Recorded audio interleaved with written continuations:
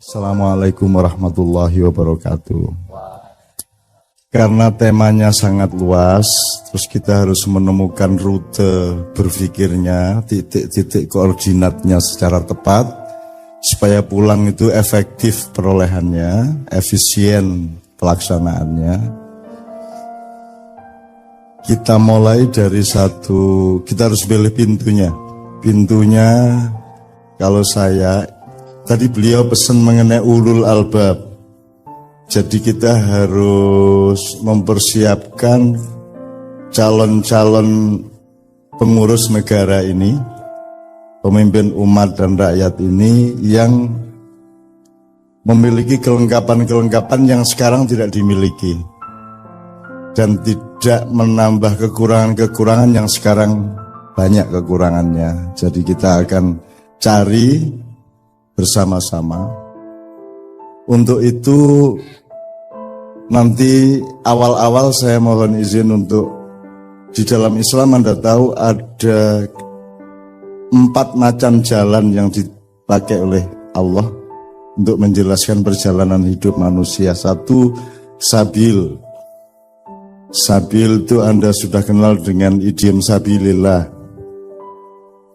Jihad fisabilillah, nggawa pedang karo nggawa gendera. Terus takbir ya. Nah kita cari nanti sabil itu apa.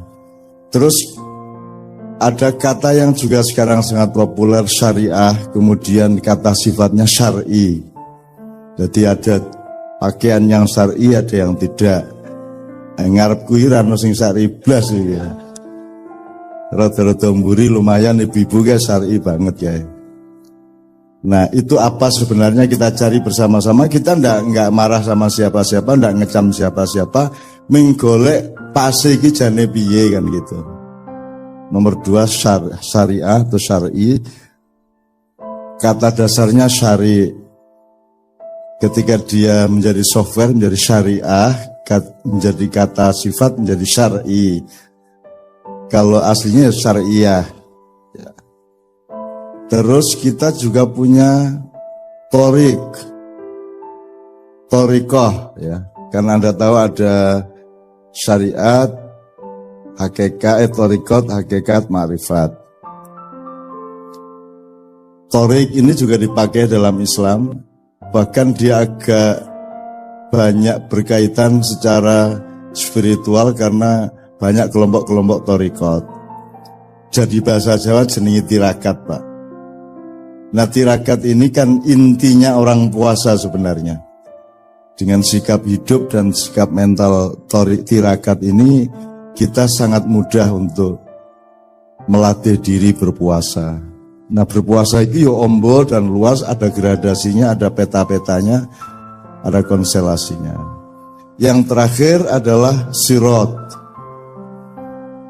Sirot ini kayaknya tidak pernah kita capai karena selama hidup asal kita sholat kita selalu masih pada posisi memohon agar Allah menunjukkan kepada kita sirotol mustaqim. Jadi orang sudah sehebat apapun meskipun sudah ketua majelis ulama, udah jadi rektor, udah jadi sembayangnya rajin kaya ngopo, apike kaya ngopo, tetep wae berposisi orang yang masih memohon petunjuk Allah agar supaya dipandu di sirotol mustaqim. Jadi sirot ini kayaknya agak jauh ini Pak. Nah nanti kita cari bersama-sama.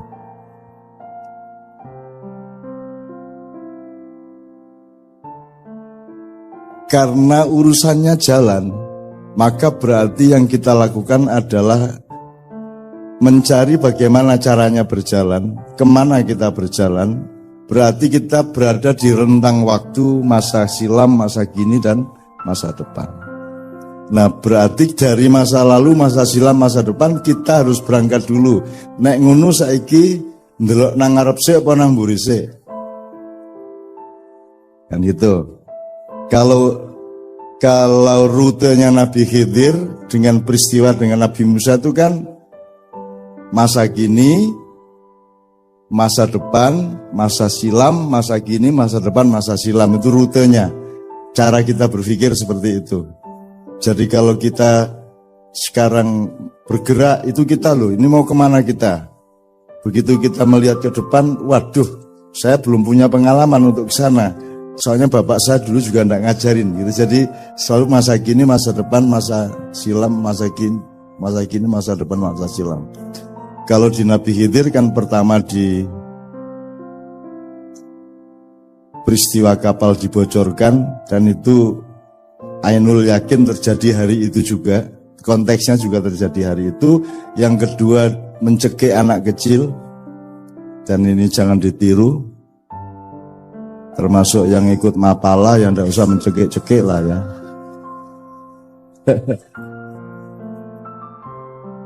Dan saya sangat kagum kepada Pak Rektor sama Bapak PR3 yang mengundurkan diri sehingga mereka menjadi pemimpin. Kalau kita ngomong hardware, pemimpin itu ketika punya jabatan, betul Pak ya? Tapi kalau kita ngomong software, menjadi pemimpin justru ketika dia meninggalkan jabatannya. Bener gak itu?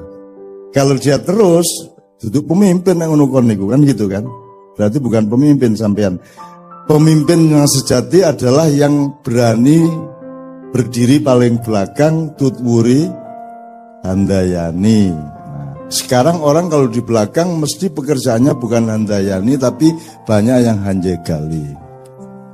Tutwuri, hanje gali. Gitu. Hanya dui, handugangi, apa liane. Ngaploki gitu, sapi turute gitu. Nah, Pak Rektor yang kemarin mengundurkan diri karena ada kekhilafan yang agak parah, itu memberi contoh yang luar biasa kepada bangsa Indonesia, kepada pemerintah dan para pejabat, bahwa justru kalau ingin menjadi pemimpin itu bukan berat kepada kursinya, tapi berat kepada akhlak sebagai manusia yang memimpin. Nah, demi akhlak itu beliau mengundurkan diri. Mereka kira-kira. Nah, saya tidak pernah mengundurkan diri karena tidak pernah maju. Ya apa? Sangel lagu. Kalau gitu gini, Bismillahirrahmanirrahim, saya minta mikrofon kita cari yang enak. Kita mulai karena kita jalan ke depan, maka kita ambil Al-Hasyr ayat 18. Di mana Allah itu memberi metodologi caranya kita menempuh masa depan. Ya. A'udzu billahi minasy syaithanir rajim. Ya ayyuhalladzina amanu taqullaha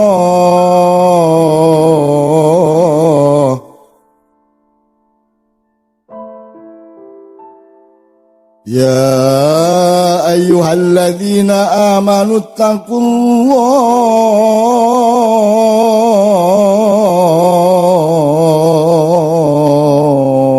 faltandur nafsum ma qaddamat lighad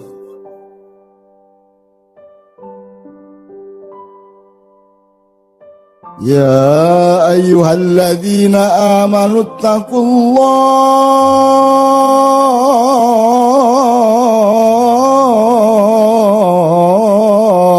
wal tandur nafsum ma qaddamat lighad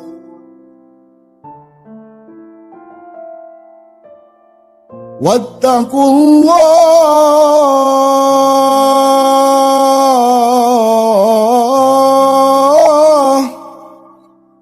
innallaha khabirum bima ta'malun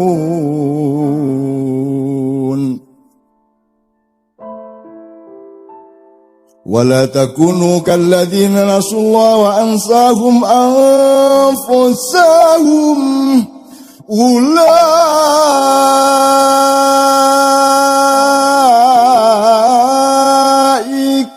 هم الفاسقون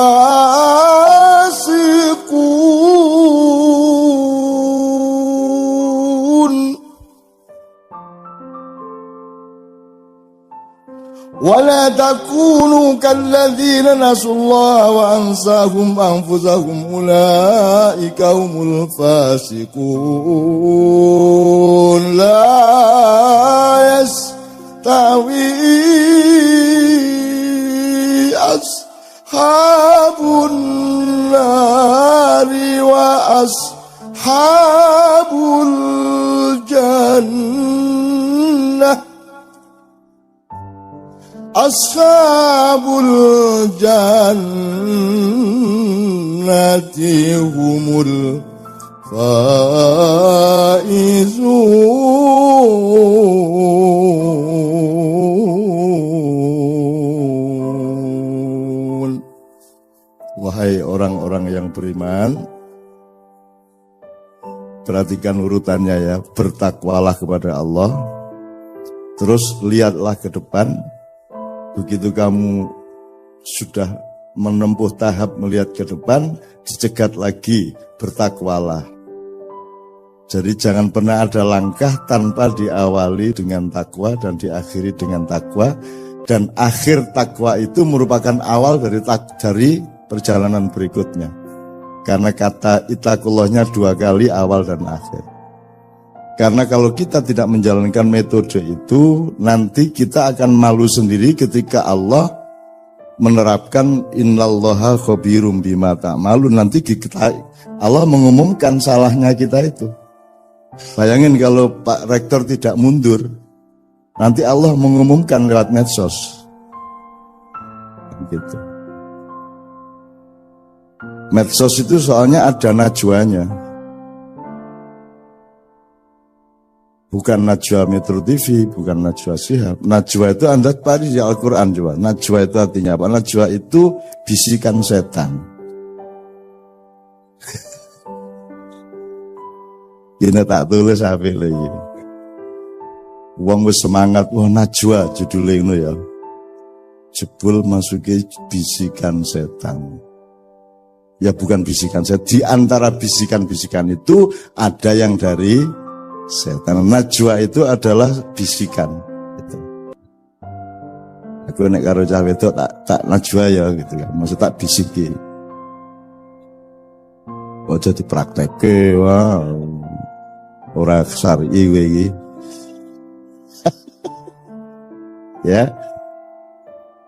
Jadi metodenya ittaqullah wal tandur nafsu ma qaddamat lighad. Kamu lihat apa yang akan terjadi besok dan kamu terlibat.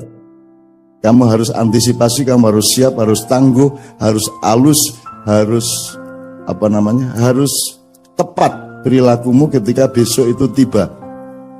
Ini ada 2 yang saya kasih catatan. Satu, nanti kita cari ittaqullah, bertakwalah itu apa maksudnya? Apa titik beratnya itu takut kepada Allah? Kalau takut itu bahasa Al-Quran dan Arabnya ya khauf atau khosyah. Jadi bisa dia berakibat takut kepada Allah, tetapi tidak merupakan makna harfiah dari takwa adalah takut. Kalau dibilang patuh, kalau patuh taat. Artiu ya, taatan. Nah apa kalau gitu? Saya mencoba untuk sementara memberi titik berat waspada. Pokoknya hidup itu waspada Pak. Waspada ke dalam, keluar, ke kiri, ke kanan, ke atas, ke bawah, kecil, besar, everything itu waspada. Bahkan waspada terhadap dirimu sendiri, waspada terhadap keinginanmu sendiri, waspada terhadap cita-citamu sendiri, waspada terhadap setiap kata yang kamu ingin ucapkan, waspada terhadap kata yang terlanjur kamu ucapkan, waspada terhadap setiap yang akan kita putuskan, yang sedang kita putuskan maupun yang sudah terlanjur kita putuskan. Kita harus waspada terus menerus. Nah, itu satu. Nomor 2, ittaqullah wal tandur nafsu ma qaddamat lighad. Ini futurologi, berarti kita harus kuasai. Anak-anak dari yang mempelajari futurologi biasanya sejarah Pak ya. Jurusan sejarah ada nggak Pak? Nggak ada ya. Iya kalau gitu apa? Kalau antropologi belum ya. Kalau psikologi ada ya, ada psikologi. Oke, jadi takwa, melihat ke depan, takwa lagi. Setelah itu kita melihat laporan Allah tentang diri kita. Terus ada satu lagi nanti ketika kita diskusi kita akan elaborasi. Ini saya selesaikan ayat ini dulu. Innallaha khabirum bima ta'malun. Allah dalam Al-Quran kalau Anda baca terjemahannya, khabirum bima ta'malun itu mengetahui apa yang kamu lakukan. Saya menerjemahkannya agak berbeda dan saya tidak menyatakan yang lama itu salah. Ya, pokoknya kita perkaya lah Pak. Kan gula sama-sama manis Pak, tapi caranya mengucapkan manisnya itu nyamleng kan beda-beda. Ono sing maknyus, ono sing markotop, ono meneh apa sing apa wah jos. Allahu Akbar aja ada yang menyebutnya enggak. Kalau Allahu Akbar dia agak khawatir dianggap orang FPI. Terus dia bilang, Gusti Allah jos. Allah jos. Ya ono juga Pak itu Pak. Udah biarin aja ndak apa-apa wong bukan kata-katanya yang penting, melainkan apa yang diniatkan dari dalam hatinya dan kondisi murni dari batin setiap orang yang mengucapkannya. Nah, jos. Maha jos gitu. Tapi top markotop, Allah maha markotop ya itu apa ya? Ya rapopo jonjur tergantung kata. Tadi kita sudah ngobrol sama beliau tadi tentang Nyun Sewu ini belok sedikit Pak ya sebelum kita betul-betul belajar bareng. Jadi tadi saya ngobrol sama beliau. Beliau mengeluh mengenai perlunya membangun betul ulul albab ini. Terus kemudian saya bilang, ini kita ini terlanjur jadi muridnya filsafat barat, Yunani kuno, yang juga tidak diselamatkan oleh Mesir kuno maupun Cina kuno ya. Nah kita lupa kepada Atlantik kuno, Jawa kuno, Sunda kuno, Madura kuno gitu. Wah, kalau ada Madura kuno kan kan panik orang sedunia nanti kan. Jadi misalnya gini loh Mas, sekarang kalau di ilmu modern ada dikotomi, ini masalah intelektual, ini masalah spiritual, ini masalah material kan gitu. Kalau Anda mengenal Islam, Anda mengenal apa yang dilakukan Allah, tidak ada dikotomi intelektualitas dan spiritualitas. Sekarang kalau orang menyebut spiritual itu kan berarti kan bukan di kampus tapi di grup torikot gitu, wiritan itu spiritual. Loh padahal yang Anda urus di kampus ini kan rohani, kan nilai, ilmu itu rohani. Berarti Anda itu spiritualis, Anda sedang melakukan perjuangan dan perjalanan spiritual. Cuman ada gradasi dari spiritualitas. Jadi bukan dikotomi ini spiritual, ini intelektual. Semua itu satu bulatan yang paling dalam kita sebut roh. Kemudian perabaan atau indikator dari ruh yang Allah sendiri yang tahu itu. Kulir ruhu min amri rabbi, ya, nukleusnya, ya, nukleolusnya bahkan. Kemudian nanti kita baru kayak kelapa lah Mas ya. Jadi nanti kita ada santannya, ada kerambilnya, ada badoknya, ada apa menere, sabutnya, ada kulit luarnya kan gitu kan. Katakanlah bulatannya itu kelapa. Nah, yang tidak bisa kita lihat adalah yang paling dalam, gitu ya. Kalau kita kuliti sedikit, kita bisa melihat sabutnya. Kalau kita pakai dulu, kalau saya waktu kecil untuk memecah kelapa itu kan wajarnya lenggis diwalik njur dikene ini. Nah, saya dulu kan kita kan zaman nom-noman kan rodok sing ora-ora kae Pak. Jadi kalau dilanggar di musola itu balapan pertandingan ngoncai kelopo nganggo untu. Jadi mana mudun cepet-cepetan Pak. Kalau sudah cabutnya terkelopas semua, tinggal badoknya baru kita naikkan, piar gitu. Nah itu saya dulu lomba-lomba gitu itu. Bangsa poi kelopoi nek wegah ngundake langsung pior gitu Mas. Asal tepat di pojoknya, jangan terlalu ke atas, jangan terlalu ke bawah. Itu ada tekniknya, Mas. Loh ya apa sampean? Sampai adu kepala sama kambing berani saya, cuman harus presisinya. Karena kalau kambing kan gini, Mas, jek gitu. Nah, itu kambing juga tidak begini, dia agak begini, Mas. Itu kalau Messi atau Ronaldo, itu ilmunya ilmu berapa sudut bola itu supaya lambung segini, berapa sudut supaya lob pisangnya segitu. Kalau penalti itu yang ini kan sininya, sini, itu 0, sekian sudut itu berbeda, gagal masuk, Mas. Gitu, Mas. Nah, kelapa juga begitu. Nah, saya kira ulil albab harus sampai ke soal mecah kelopo, Mas. Lah iya, Mas. Sekarang ini, Pak, orang jahit pakai linggis lah wis saiki. Wong umumnya kok gelut itu. Gitu kok bertengkar itu loh.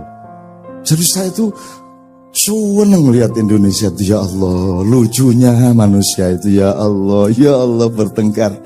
Yang satu Bhinneka Tunggal Ika, yang satu 212 gitu ya. Terus yang klenik, jadi ini kan karena berhubung sudah tidak ada SD-SB, udah nggak ada togel, yaudah sekarang setiap peristiwa kita cari angkanya 411, 212, 205 kan gitu kan. Kita sebenarnya itu kode untuk para petaruh sepak bola gitu kan. Nah ya pelawongnya senengannya sing ora-ora dan terus kerengan, terus benci satu sama lain, kemudian balas dendam satu sama lain terus sampai hari ini. Sekarang ada viral sapa iku ya saiki pokoknya giliran ini lagi giliran mukul. Jadi kalau zaman dulu Pak ada pertandingan ujung, Pak. Sampai ujung itu pakai penjalin panjang, itu gantian mukul. Jadi setiap pemainnya itu hanya pakai celana atau sarung, tidak pakai baju atau kaos, pokoknya telanjang gini. Nah itu pokoknya giliran mukul pakai itu pakai penjalin itu, dan luar biasa sakitnya, Pak. Itu boleh mengelak dan tidak pasti bisa memukul. Itu tergantung tergantung bin sama Polri lah. Kena apa tidak kan gitu kan. Ini tadi kok sampai ke ujung sekarang ngapain ya? Oke.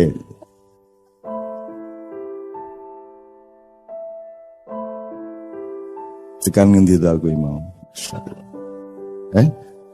Iya, kok sampai ke penjalan apa tadi itu? Kelapa. Ya ini saya ngomong presisi.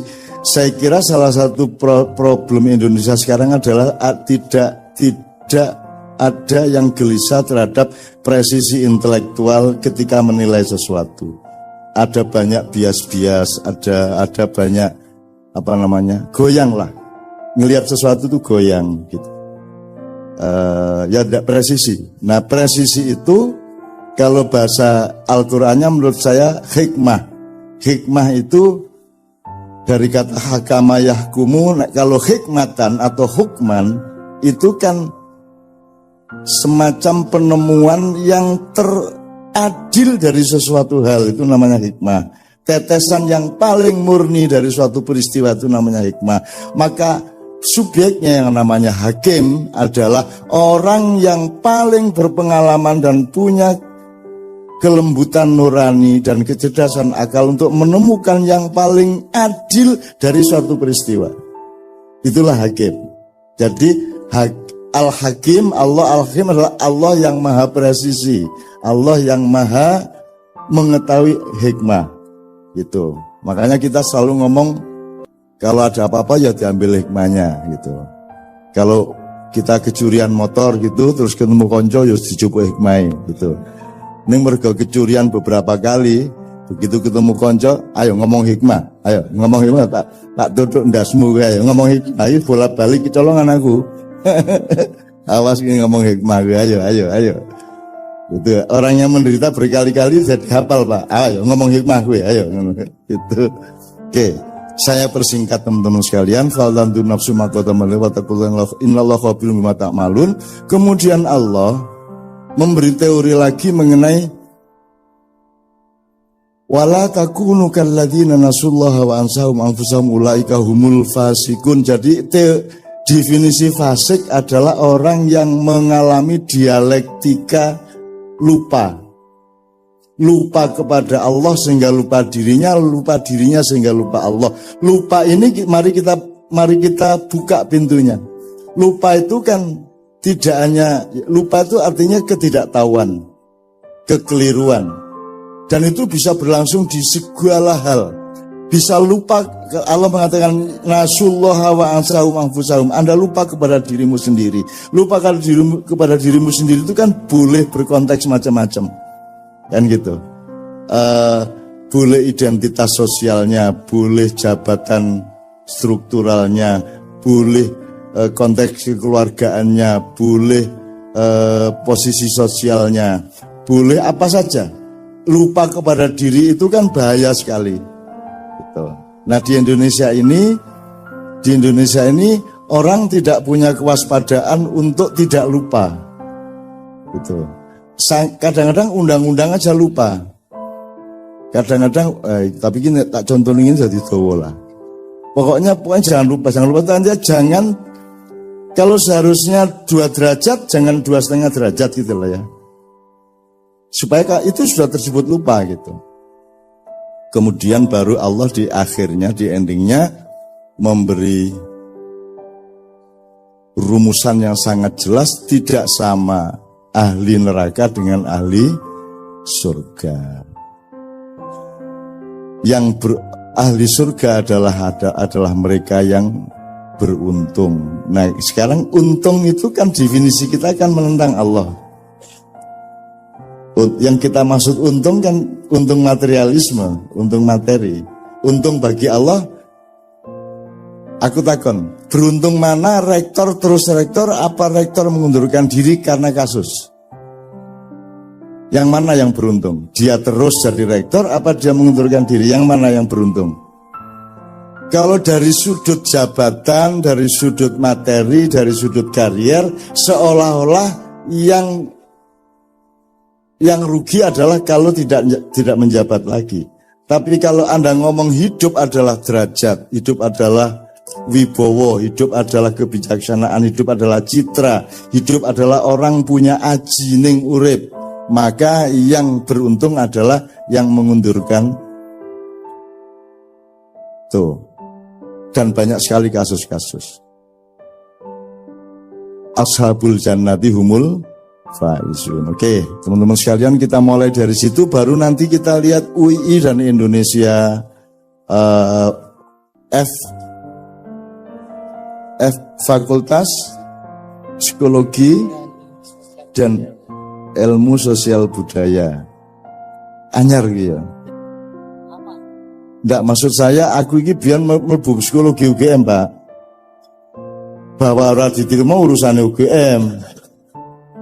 Ini aku lah mlebu ya toh, karepku lah mlebu apa aku ora diterima Itu gabungan dengan ilmu sosial ya.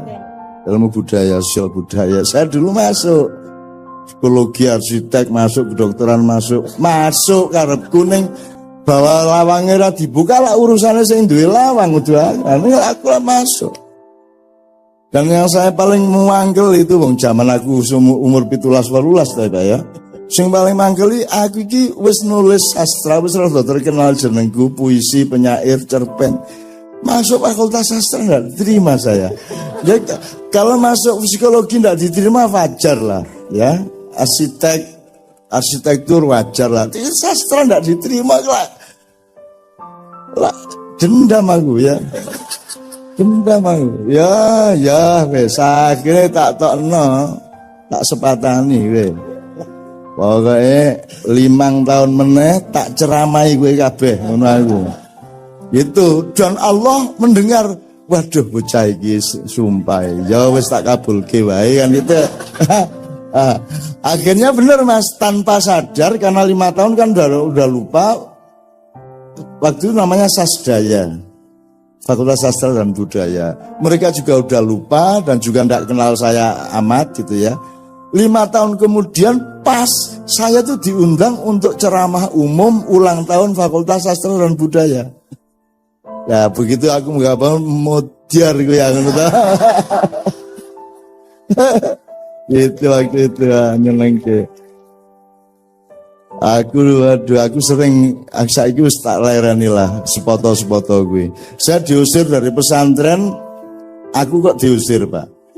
Aku kok diusir. Lah rumah sama aku ini diusir karena diusir ini bedane opo. Ya diusir lah masalah. Aku begitu diusir keluar pesantren, nginep 1 malam di kota di Ponorogo, balik lagi ke kantor paginya. Dia lupa bahwa saya adalah tamu.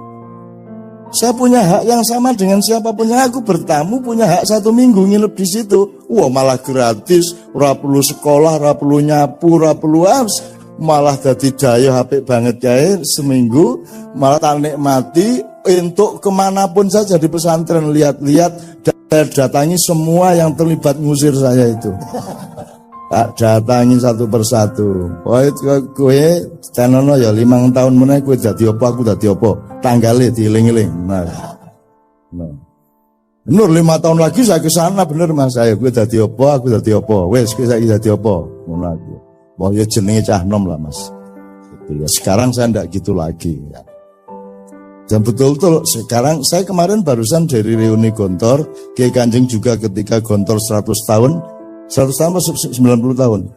90 tahun Kiai Kanjeng juga diminta ke sana. Jadi dulu itu ngusir itu juga pura-pura wong buktinya sekarang mereka rindu kepada saya.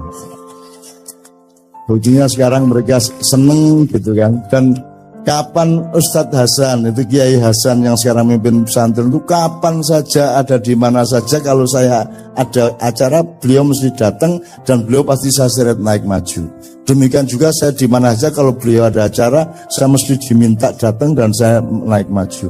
Jadi dia sahabat saya, dia musuh saya dalam sepak bola. Ketika dulu saya santri, dia sudah ustadz, saya santri, dan santri itu kan sengsara Pak lah. Raiso apa-apa to Pak jenenge ya mahasiswa karo dosen lak sengsara mahasiswane to ya Pak ya. Aku piye? Kalau sudah di luar lapangan kan kita sudah jadi santri lagi dan mereka berkuasa atas kita, ya harus ngopo terserah mereka. Satu-satunya tempat balas dendam adalah lapangan sepak bola. Jadi saya bener itu, pokoknya bal-balan tak incer. Tak incer, tak giring, aku serundingan karo arek-arek rundingan pokoknya iku ya, iko sing jenenge iko engko kita bikin dia melengkung awake. Melengkung itu maksudnya gini, nanti saya kasih tahu. Melengkung itu kan gini tuh Mas. Jadi kita giring seolah-olah kita ini agak lemah, kurang cepat larinya, supaya dia maju dalam posisi di mana dia seolah akan menendang bola. Begitu dia mau nendang, balik tak sewaduk, kena gini, melengkung lagak kan dia ngono. Itu seweneng aku wis. Tapi pembalasan dendam di permainan sepak bola dibalas lagi sama ustadznya habis maghrib. Panggil aku gini disuruh ini disuruh itu, walah habis mereka berak merentah kita. Ya wes gitulah. Makanya saya tidak heran kalau di Jakarta pada balas dendam satu sama lain kayak sekarang itu. Surah apa-apa yang menungso kuwi gawe dolanan ning dunya iki karo Gusti Allah ya ora apa-apa, sing penting kowe aja lali nek perjalananmu itu menuju aku. Aku itu kangen kepadamu wahai hambaku, aku menanti kedatanganmu. Tujuan hidupmu tidak ada tempat lain kecuali engkau berjumpa denganku, liqa'u rabbi. Dan perjalananmu itu tidak ada alasan kecuali yarju liqa'a, barang siapa mengharapkan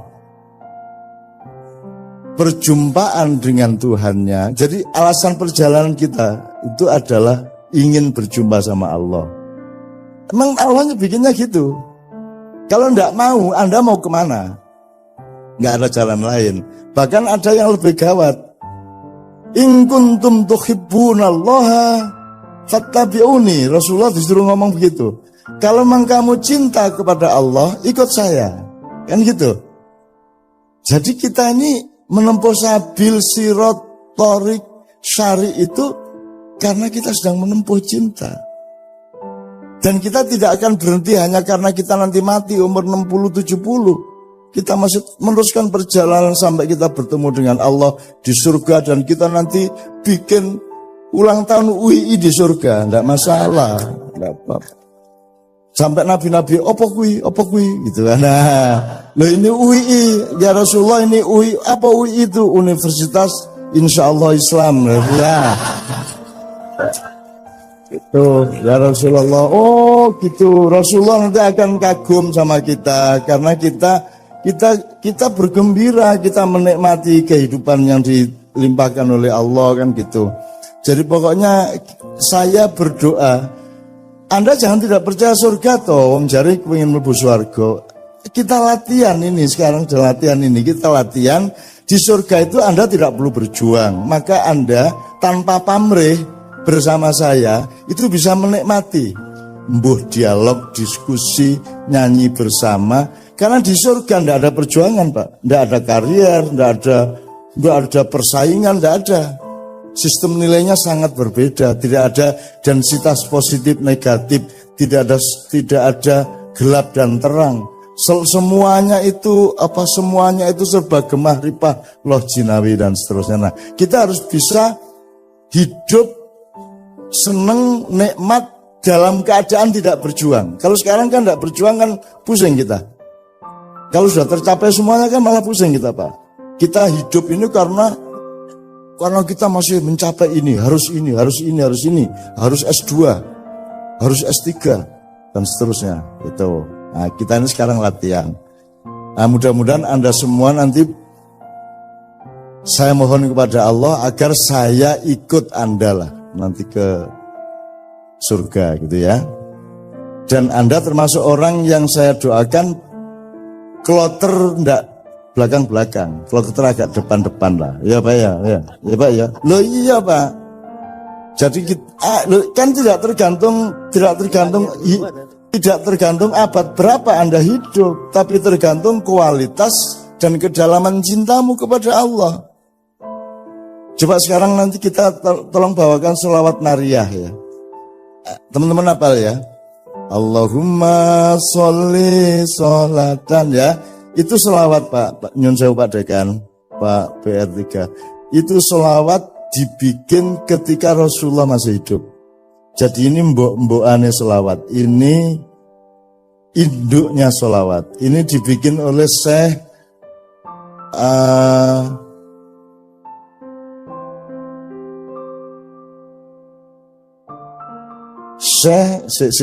At-Tunisi. Syekh At-Tunisi tapi hidup di Maroko, dan yang menyebut ini selawat nariyah adalah umat Islam Maroko. Ya. Jadi beliau itu hidup ketika Rasulullah dan dia sangat kagum, sangat cinta. Kemudian dia membaca 4.440 kali sholawat yang dia bikin itu. Besoknya dia sowan kepada Rasulullah. Ini ada hikmahnya, kalau Anda baca 33 kali ini urusan rezeki. Kalau Anda baca 41 kali rezeki dan derajat. Kalau ini semua kan ya mugo-mugo kabeh lah ya, tidak ada kepastian. Kemudian kalau Anda mau menyeluruh limpahan Allah kepada Anda, bacalah sholawat nariyah 4.444. Neng aku pesimis do gelem maca. Modar wae Pak ya ping 4. Anggo kowe entuk ping 23 bingung iki mau 23 para 24 ya wis ora sida sida kowe. Mesti ra sida kowe. Aku bingung cetak akhirnya ya wis pokoknya ikhlas terus ngene akhir ending. Jadi wis bismillah ampun manut kula kan gitu. Piye Pak arep 4.444 iki? Wis ora mungkin ngitung jagung sejumlah 4.000 wis rasa-rasa nok maca nariyah ping 4.420 modaro ora mungkin wong saiki kecuali yang sedang sedih banget, nggak ada kerjaan banget gitu ya. Aku bayangkan, nah, Rasulullah ini kenapa saya cerita ini? Karena Syekh At-Tunisi ini membaca itu tadi dengan hitungannya sendiri, dengan dalam tanda petik Yoskui karep-karepe dhewe, ngarang-ngarang dhewe, harap-harapan dhewe, bener apa tidak terserah Rasulullah, terserah Allah. Ternyata Rasulullah membenarkan. Nah, begitu beliau sowan Rasulullah semalam saya membaca sholawat untukmu ini sebanyak sekian kali, tapi saya minta satu hal yang Rasulullah tolong jangan menolak. Kalau Rasulullah sampai menolak permintaan saya ini, saya stres, galau nanti saya gitu. Rasulullah ini dilala ya murah, ya wes apa kono gitu, dipenuhin sama Rasulullah. Apa kamu minta apa? Kata Rasulullah. Terus Syekh At-Tunisi mengatakan gini loh, saya tuh nggak muluk-muluk, cuman tolong saya dimasukkan ke kloter pertama yang masuk surga. Oh iya, ora masalah, wis tak lebokke gitu Mas. Ah, saiki kowe arep piye? Kowe nek arep kloter pertama maca iki ping 4.444. Nek arep kloter pertama, ning nek dilebokke aku ora ketemu Kanjeng Nabi ya toh. Mulane kene iki wis lah rasa gagas sing ngono-ngono kuwi. Yang penting kita benar-benar aduh ya Allah, Masya Allah.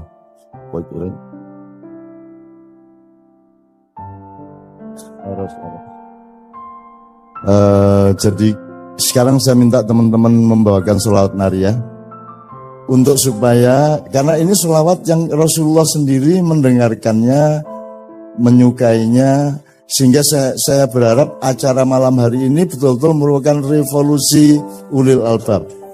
Artinya Anda oleh Allah agak disulap sedikit-sedikit, tidak konvensional. Anda mendapatkan limpahan yang lebih dari Allah. Besok mendapat kejutan-kejutan dari Allah. Apa yang lama Anda tunggu-tunggu besok datang. Apa yang lama Anda idam-idamkan kelihatan akan tercapai. Itu ya. Wanita yang Anda share sejak lama besok mesem sama Anda. Wow. Dari tadi saya mendoakan macam-macam gak ono sing amin, begitu soal sir-siran amine banter ya karuan.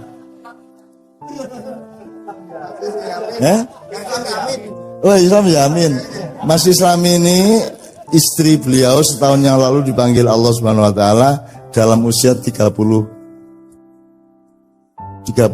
tahun. Nah, jadi Mas Islam ini kan masih umur 40. Lho coba kuwi wis ora duwe bojo. Kuwi kan yo piye coba kuwi.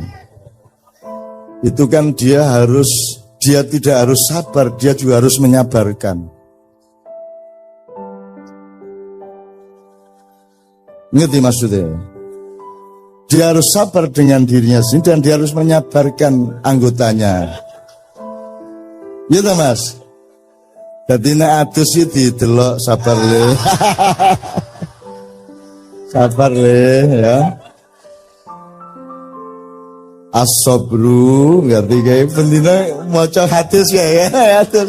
As-sabru yu'inu ala kulli amalin. Ngerti kan? Sabar itu menolong setiap perbuatan. Innallaha le istaghfirullah. Innallaha ma'as sabirin. Aku duwe kanca sabirin biyen ning SMA. Isuk-isuk ning kelas kok ora ana bocahe jebul sabirin mlebu sumur, Mas. Kecemplung sumur. Terus kita lari, akhirnya pokoknya singkat cerita bisa kita selamatkan tanpa luka, tanpa apa, bisa kita ambil lagi untuk bisa dinaikkan dan selamat. Dan di situ kita kemudian mempelajari dan membuktikan bahwa innallaha ma'as sabirin. Jelas tau wong sing selamat jenenge sabirin. Jadi sekarang Anda tahu asbabun nuzulnya ayat itu toh. Innallaha ma'as Sobirin. Mulane nek duwe anak jenenge Sobirin.